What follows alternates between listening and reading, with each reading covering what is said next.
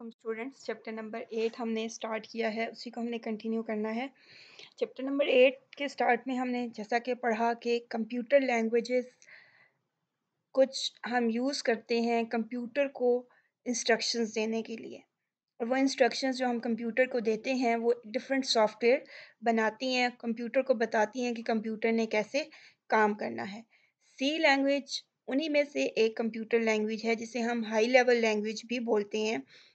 और high level language इसलिए बोलते हैं क्योंकि ये हमारे पास ह्यूमन रीडेबल और अंडरस्टैंडेबल होती है, हम इसको आसानी से समझ सकते हैं। अब कंप्यूटर में language basically set of rules या रेगुलेशंस हैं जो कि हमें बताते हैं कि हमने प्रोग्राम कैसे लिखना है, सॉफ्टवेयर हमने कैसे बनाना है। इन चीज़ों को हमने डिटेल में पहले पढ़ा है, वो लेक्चर्स भी मैं यहाँ पे शेयर कर दूँगी, लेकिन ब्रीफली डिस्क्राइब अगर हम करें, programming languages basically a set of words and symbols used to write a program। और इनको हम यूज़ क्यों करते हैं? कम्युनिकेट करने के लिए। कम्युनिकेट किसके साथ हम करते हैं? कंप्यूटर के साथ। कंप्यूटर को ह्यूमन बींग्स की लैंग्वेज समझ नहीं आती और ह्यूमन बींग को कंप्यूटर की लैंग्वेज समझ नहीं आती। इसलिए दोनों के दरमियान में कम्युनिकेशन के लिए, अंडरस्टैंडिंग के लिए प्रोग्रामिंग लैंग्वेज कुछ वर्ड्स और सिंबल्स विद रूल्स यूज़ किए जाते हैं। अब दो तरह की लैंग्वेजेस पाई जाती हैं कंप्यूटर लैंग्वेज में। एक मेन लेवल जो कि होता है लो लेवल लैंग्वेज, और इसको भी हम फर्दर दो लैंग्वेजेस में डिवाइड करते हैं। लो लेवल लैंग्वेज हम कहते हैं कि नियर टू कंप्यूटर होती है, जिसे कंप्यूटर इजीली अंडरस्टैंड कर लेता है, लेकिन ह्यूमन बींग्स के लिए वो थोड़ी डिफ़िकल्ट होती है। और उसमें जैसे हमारी नेटिव लैंग्वेज होती है पंजाबी, उर्दू, या जहाँ जिस एरिया में हम रहते हैं, इसी तरह कंप्यूटर के लिए जो नेटिव लैंग्वेज होती है वो होती है मशीन लैंग्वेज, जिसे हम बाइनरी लैंग्वेज या बाइनरी फॉर्म भी कहते हैं। बाइनरी मीन टू, इसमें दो सिंबल सिर्फ होते हैं हमारे पास, ज़ीरो एंड वन। जितना भी काम या जितने भी इंस्ट्रक्शंस, जितना भी डेटा हमने रिप्रेजेंट करना होता है वो हम ज़ीरो और वन की फॉर्म में रिप्रेजेंट करते हैं, और उसी फॉर्म में उसको अंडरस्टैंड करता है कंप्यूटर। इसके अलावा कंप्यूटर को कोई लैंग्वेज, कोई वर्ड, कोई सैम्पल समझ नहीं आता। लेकिन ह्यूमन बीइंग्स जब कोई डेटा इंटर करते हैं, कुछ बोलते हैं, या कंप्यूटर को जो इन्फॉर्मेशन या डेटा देते हैं, वो ज़ीरो और वन की फॉर्म में नहीं होता, बल्कि वो हमारे पास हाई लेवल लैंग्वेजेस में होता है, जिसमें हम अपनी आसानी से समझ आने वाले अल्फाज यूज़ करते हैं। कंप्यूटर के लिए इन लैंग्वेजेस को, इन सिंबल्स को अंडरस्टैंड करना आसान है, लेकिन वहीं पे ह्यूमन बीइंग्स के लिए इसको याद रखना, इसको इम्प्लीमेंट करना डिफ़िकल्ट हो जाता है। इसके बेनिफिट्स कंप्यूटर के लिए हैं, फास्टर हो सकता है, हमारे पास कंप्यूटर को कोई एक्स्ट्रा ट्रांसलेटर नहीं चाहिए जो उसे ट्रांसलेट करके बता सके, लेकिन ह्यूमन बीइंग्स के लिए ये बहुत डिफ़िकल्ट है। इसलिए हाई लेवल लैंग्वेजेस बिल्ड की जाती हैं। High level languages near to human beings होती हैं। उनमें हम इंग्लिश के वर्ड्स यूज़ करते हैं, सिंबल्स यूज़ करते हैं, जिनकी बेस पे हम कोई भी प्रोग्राम लिखते हैं। अब उनमें लो लेवल लैंग्वेज में हमारे पास एक और जो लैंग्वेज आती है वो है असेंबली लैंग्वेज। असेंबली लैंग्वेज जो है वो मशीन लैंग्वेज से तो हायर होती है वन स्टेप, लेकिन इसमें भी कुछ मशीन लैंग्वेज की तरह की टर्म्स, रजिस्टर्स के नाम, मेमोरी एड्रेसेस यूज़ किए जाते हैं। लेकिन इसमें इंग्लिश के वर्ड्स यूज़ किए जाते हैं, सिंबल्स यूज़ किए जाते हैं, जो कि इस लैंग्वेज को मशीन लैंग्वेज से आसान बना देते हैं, और उन सिंबल्स को हम निमोनिक्स बोलते हैं। अब एक जो दूसरी मेजर कैटेगरी है हमारे पास, वो क्या है? High level language. High level languages जो हैं वो ह्यूमन बीइंग्स के लिए बहुत आसान होती हैं, उनको अंडरस्टैंड करना, उनको इम्प्लीमेंट करना, उसमें प्रोग्राम लिखना। और मोस्टली जितने सॉफ्टवेयर्स बनाए जाते हैं उनमें हाई लेवल लैंग्वेजेस को यूज़ करके प्रोग्राम लिखे जाते हैं, और कंप्यूटर उन प्रोग्राम्स को रन करता है, एग्ज़ीक्यूट करता है। लेकिन यहाँ पे एक एडिशनल एक्टिविटी या हमें सॉफ्टवेयर और हार्डवेयर चाहिए होता है, जिसे हम ट्रांसलेटर बोलते हैं, जो कि हमारी हाई लेवल लैंग्वेज के कोड को मशीन लैंग्वेज में कन्वर्ट करता है ताकि कंप्यूटर उसको अंडरस्टैंड कर सके। अब इसमें हाई लेवल लैंग्वेजेस में हमारे पास सेट ऑफ रूल्स होते हैं, जिसे हम बोलते हैं कि ये लैंग्वेज का सिंटैक्स है। Syntax is basically the set of rules for a specific language. Like C language जो है उसका अपना सिंटैक्स होगा, इस तरह हमारे पास पीएचपी एक लैंग्वेज होती है, उसका अपना सिंटैक्स है। डिफरेंट लैंग्वेजेस में डिफरेंट सिंटैक्स, डिफरेंट रूल्स को फॉलो किया जाता है प्रोग्राम लिखने के लिए। ओके, इसी तरह हमारे पास डिफरेंट लैंग्वेजेस की एग्जांपल मौजूद हैं कि सी, सी प्लस प्लस है, जावा है, पास्कल है, फोर्ट्रान, ये सारी हमारे पास डिफरेंट प्रोग्रामिंग लैंग्वेजेस हैं, हाई लेवल प्रोग्रामिंग लैंग्वेजेस हैं जो डिफरेंट पर्पस के लिए हम यूज़ कर रहे होते हैं। आज हम स्ट्रक्चर पढ़ेंगे, ये सारे डिटेल बाकी आप लोगों ने पहले पढ़ी है, इसको रिवाइज करें। आज हम सी लैंग्वेज का स्ट्रक्चर पढ़ेंगे कि सी लैंग्वेज में जब हम एक प्रोग्राम लिखते हैं तो किन स्टेप्स को फॉलो करते हैं और किस स्ट्रक्चर को फॉलो करके हम प्रोग्राम्स लिखते हैं। स्ट्रक्चर ऑफ सी प्रोग्राम है हमारे पास, जो आज का हमारा टॉपिक है। इसमें बेसिकली हमारे पास तीन चीज़ें होती हैं। सबसे पहले हमारे पास आता है pre processor, pre processor directives. Pre processor directives में हम सबसे पहले कुछ डायरेक्टरीज या फोल्डर्स के नाम से आप लोग जानते होंगे कि कुछ फोल्डर्स लैंग्वेज में मौजूद होते हैं जिसमें लैंग्वेज के रूल्स और लैंग्वेज में बिल्ड इन कुछ ऑब्जेक्ट्स होती हैं जिनसे रिलेटेड इंफॉर्मेशन मौजूद होती है। इनको हम डिटेल में भी डिस्कस करते हैं। उसके बाद आ जाता है हमारे पास मेन फंक्शन। ये वो तीन पार्ट्स हैं जिनके अंदर हम अपने पूरे प्रोग्राम को डिफाइन करते हैं। और थर्ड में हमारे पास आ जाती है प्रोग्राम की बॉडी, जो सेट ऑफ इंस्ट्रक्शंस और कमांड्स जो हमने प्रोग्राम के अंदर लिखने होते हैं उसको हम बोलते हैं कि ये प्रोग्राम बॉडी है। ये बेसिकली क्या है, हमारे पास सी स्टेटमेंट्स, जो हमने सी लैंग्वेज में स्टेटमेंट्स लिखनी है वही हमारे पास प्रोग्राम बॉडी को बनाते हैं। तो सबसे पहले pre processor directives. Pre processor directives basically हमारे पास कंप्यूटर में लैंग्वेज के अंदर जो रूल्स बने हुए हैं जिनको हमने फॉलो करना है, उन सब की डेफिनेशन डायरेक्टिव्स में फोल्डर्स में मौजूद होती है। मीन ये अब दो वर्ड्स, प्री प्रोसेसर, प्रोसेस करने से पहले, प्री प्रोसेसर प्रोसेस करने से पहले जो डायरेक्टिव्स, जो रूल्स हमने अपने प्रोग्राम में ऐड करने हैं ताकि वो हमारे प्रोग्राम की एक्यूरेसी को चेक कर सकें। कुछ फाइल्स होती हैं जो हमने ऐड करवानी होती हैं, तो वो हमारे पास बेसिकली प्री प्रोसेसर डायरेक्टिव्स कहलाती हैं। प्री प्रोसेसर डायरेक्टिव क्या है, एक ऐसी हम कमांड इंटर करते हैं जो कंप्यूटर को बिफोर एग्जीक्यूशन उसको प्रोसेस करने, प्रोसेस या एग्जीक्यूशन का मतलब सेम होता है कि आप अपने प्रोग्राम पे कोई प्रोसेसिंग परफॉर्म कर रहे हैं, कोई ऑपरेशन परफॉर्म कर रहे हैं। तो प्री प्रोसेसर डायरेक्टिव को हम प्रोग्राम एक इंस्ट्रक्शन देते हैं, it's a instruction to add some files, या आप कह रहे हैं लाइब्रेरीज। लाइब्रेरीज क्या है, ऐसी प्लेस जहाँ पे हमारे प्रोग्राम के रूल्स और रेगुलेशंस के बारे में सारी इंफॉर्मेशन मौजूद है, वो ऐड करने के लिए हम ये देखते हैं। और ये हमेशा इसका सेंटेक्स क्या है, अब सेंटेक्स का वर्ड यूज़ होगा, इट्स मीन के rule. Pre processor directives add करवाने के लिए हमारा सेंटेक्स क्या है, हम अपने प्रोग्राम के सबसे टॉप पे हमेशा लिखते हैं हैश। ये सिंबल आप हमेशा लिखेंगे, ठीक है, मैं इसको हाईलाइट कर देती हूँ, हैश का सिंबल। और उसके साथ हम लिखते हैं इंक्लूड, बिल्कुल इसी तरह हम लिखते हैं सारा स्मॉल में, हैश इंक्लूड।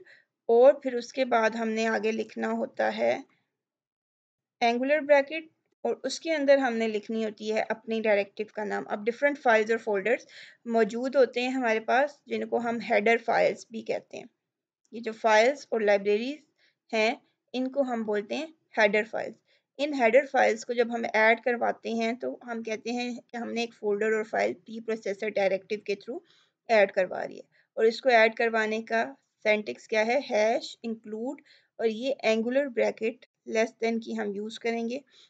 और इसके अंदर हम नाम लिखेंगे। आपके पास एक फाइल होती है stdio.h, ये हमारे पास एक .h बता रहा है कि ये हेडर फाइल है।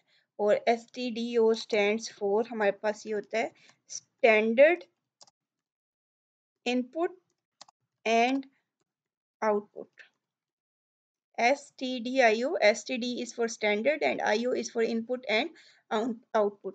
ऐसी फाइल जिसमें स्टैंडर्ड इनपुट और आउटपुट ऑपरेशन के लिए सारे रूल्स, सारे फंक्शंस मौजूद हैं, हम उसको ऐड करवा देते हैं ताकि हम उन रूल्स और फंक्शंस के अकॉर्डिंग काम कर सकें, उनको यूज़ कर सकें। और अगर कहीं पे हम कोई मिस्टेक करेंगे तो ये लाइब्रेरीज बता देती हैं कि यहाँ पे ये रूल वायलेट हुआ है, इसको चेंज करें। अब इसके एक और सेंटेक्स ये होता है कि अपने हेडर फाइल इंक्लूड करवाने के लिए हैश इंक्लूड और इसके साथ डबल कोट्स के अंदर भी आप हेडर फाइल का नाम लिख सकते हैं stdio.h। तो ये हमारे पास सेकेंड ऑप्शन होती है। तो pre processor directory basically is an instruction to add some files और लाइब्रेरीज, और इनको हम हेडर फाइल्स भी कहते हैं।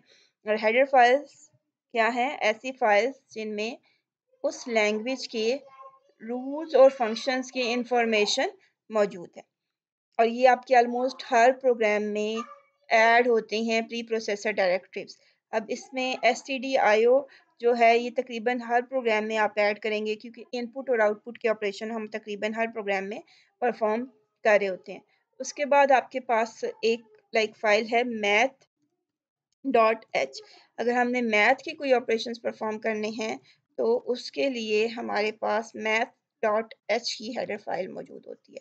इसमें ये होता है कि मेरे पास जैसे मैंने स्क्वायर रूट लेना है तो SQRT ऑफ 4, इसका आंसर क्या आएगा? 2। Square root of 4 is equals to 2। 4 का स्क्वायर रूट का मतलब क्या होता है कि √4 जिसे आप बोलते हैं, कि अगर हमने ये वैल्यू लेनी है तो हम 1/2 पावर कैलकुलेट नहीं कर सकते। तो कैलकुलेटर पे आपके पास जैसे स्क्वायर रूट का बटन मौजूद होता है, इसी तरह लैंग्वेज के अंदर स्क्वायर रूट का बटन ये SQRT लिख के हम इंस्ट्रक्शन देते हैं। SQRT क्या है? इसकी सारी डिटेल इस हेडर फाइल में, इस लाइब्रेरी फाइल में मौजूद है। तो लैंग्वेज के अंदर पहले से कुछ फाइल्स फंक्शंस डिफाइन होते हैं, उनको यूज़ करने के लिए हम उन फाइल्स को अपने प्रोग्राम के साथ अटैच करते हैं, और अटैच करने के लिए ये स्टेटमेंट प्री प्रोसेसर डायरेक्टिव की स्टेटमेंट लिखी जाती है। इसके बाद जो सेकंड पार्ट है हमारे प्रोग्राम का वो है main function. Main function is like entrance for program. जब भी आप अपना प्रोग्राम स्टार्ट करते हैं उसकी फंक्शनिंग प्रोसेसिंग स्टार्ट होती है, ये मेन फंक्शन से वो प्रोग्राम फंक्शनिंग स्टार्ट करता है, प्रोसेसिंग स्टार्ट करता है। मेन फंक्शन से वो प्रोसेसिंग कैसे स्टार्ट होती है? आपके पास आप जितने भी स्टेटमेंट्स लिखते हैं वो सारी इस फंक्शन के अंदर लिखते हैं। लाइक आपके कॉलेज गेट जो है वो मेन एंट्रेंस है कॉलेज में इंटर होने के लिए। इसी तरह प्रोग्राम में इंटर होने के लिए हर प्रोग्राम को एक मेन का फंक्शन चाहिए होता है। इसका सिंटैक्स हमारे पास बहुत सिंपल है। हम मेन का कीवर्ड लिखते हैं MAIN और उसके बाद ये दो ब्रैकेट सर्कुलर ब्रैकेट्स आती हैं। ये M आपके पास स्मॉल में ही रहेगा। आपके पास सी लैंग्वेज में जितने भी कीवर्ड्स यूज़ होते हैं, कीवर्ड्स आप लोगों ने पढ़ा था कि क्या होते हैं? रिजर्व वर्ड, जो पहले से लैंग्वेज के अंदर डिफाइन है, उनको आप हमेशा शॉर्ट फॉर्म में लिखते हैं। वॉइड मेन, मेन के फंक्शन में, और इसके बाद इसके साथ आपके पास दो ब्रैकेट्स आती हैं जो कि ये बताती हैं ये बेसिकली मेन का फंक्शन है। इसको आप ऐसे ही लिखते हैं कि एक सेंटेक्स आपको याद रखना होगा कि ये एक एंट्रेंस पॉइंट है जहाँ से प्रोसेसिंग स्टार्ट होती है, और इसको लिखने का मेथड क्या होता है? मेन और ये सर्कुलर ब्रैकेट और ये कर्ली ब्रैकेट स्टार्ट और क्लोज। इसके साथ सम टाइम वॉइड लिखा हुआ होता है, और ये वॉइड भी क्योंकि कीवर्ड है तो इसका भी सारे लेटर्स स्मॉल होंगे। तो वॉइड मेन और ब्रैकेट्स में भी वॉइड लिखा जा सकता है। ये सेंटेक्स है इसका, वॉइड मेन वर्ड। और इसके अलावा आप इसको सिंपल, जो ये जो चीज़ें होती हैं इसमें वॉइड, ये भी आपके पास ऑप्शनल है, इसको आप स्किप कर सकते हैं। इसी तरह ये जो अंदर वर्ड लिखा हुआ है ये भी आपके पास ऑप्शनल होता है, लेकिन मेन और ये ब्रैकेट्स आपने ज़रूर डालनी होती हैं। जब आपका प्रोग्राम कंपाइलर या आपका जो सी लैंग्वेज है वो जब इसको स्टार्ट करेगी इसको प्रोसेस करना, तो वो सबसे पहले यहाँ से आपका प्रोग्राम इस पॉइंट से इंस्ट्रक्शंस को बारी बारी वो रीड आउट करेगा, ट्रांसलेट करेगा, अंडरस्टैंड करेगा और उनको प्रोसेस करके हमें कोई आउटपुट देगा। इसके बाद जो थर्ड पार्ट है हमारे पास वो है प्रोग्राम की बॉडी। प्रोग्राम की बॉडी बेसिकली इन दो ब्रैकेट्स के दरमियान में होती है। तो मैं चले यहाँ से ये ब्रैकेट हटा देती हूँ और यहाँ पर डाल देती हूँ। जो तीसरा पार्ट होता है वो होती है program body. Program body basically वो इंस्ट्रक्शंस हैं, वो स्टेटमेंट्स हैं जो हमने हर प्रोग्राम के उसके क्वेश्चन के अकॉर्डिंग लिखनी होती है। लाइक मैंने प्रिंट करवाना है, मैसेज डिस्प्ले करवाना है, this is my first program. तो वो मैसेज डिस्प्ले करवाने के लिए जो इंस्ट्रक्शन या जो कमांड मैं लिखूंगी सी लैंग्वेज में, वो इस इन ब्रैकेट्स के अंदर लिखी जाएगी, वो सी स्टेटमेंट के अंदर लिखी जाएगी।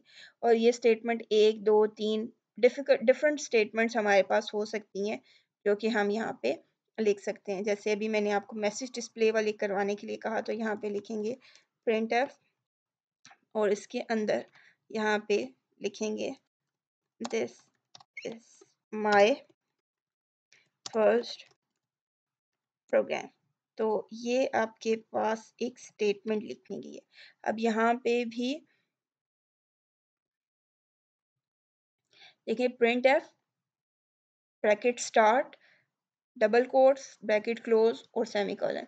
ये बेसिकली एक सी स्टेटमेंट है जो कि प्रॉपर सी लैंग्वेज के रूल्स को फॉलो करते हुए मैंने लिखी है। रूल्स क्या हैं, उनको कैसे लिखते हैं, ये हम स्टेप बाय स्टेप आगे पढ़ेंगे, स्टेटमेंट्स लिखना हम सीखेंगे।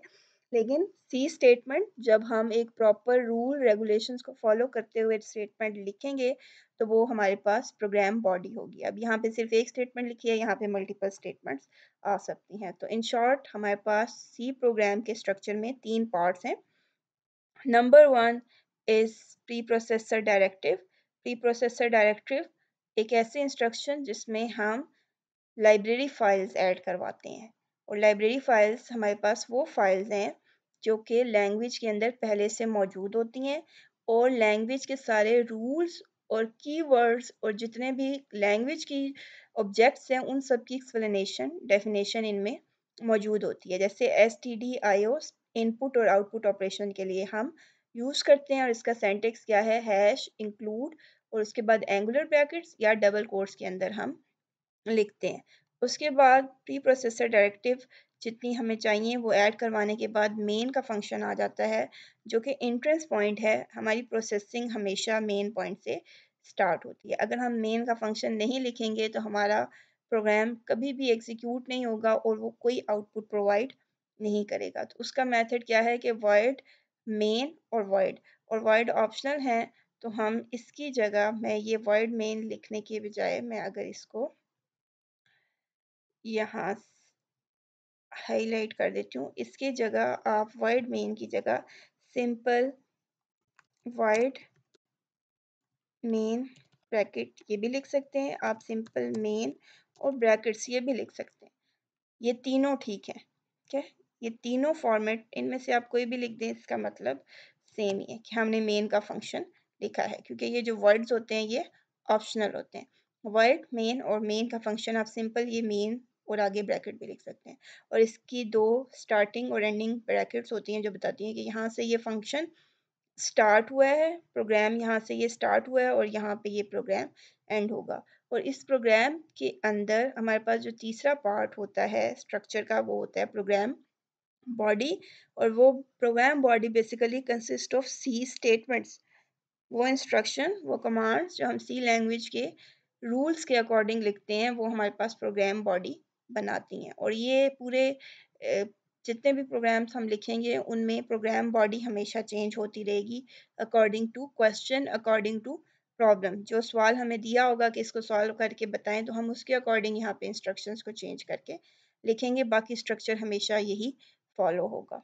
नेक्स्ट क्लास में इंशाल्लाह हम एक छोटा सा प्रोग्राम रन करके देखेंगे और बाकी प्रोग्रामिंग के एलिमेंट्स को पढ़ेंगे कि कौन कौन से एलिमेंट्स हैं, किस तरह हम स्टेटमेंट्स बनाते हैं। अल्लाह हाफिज़।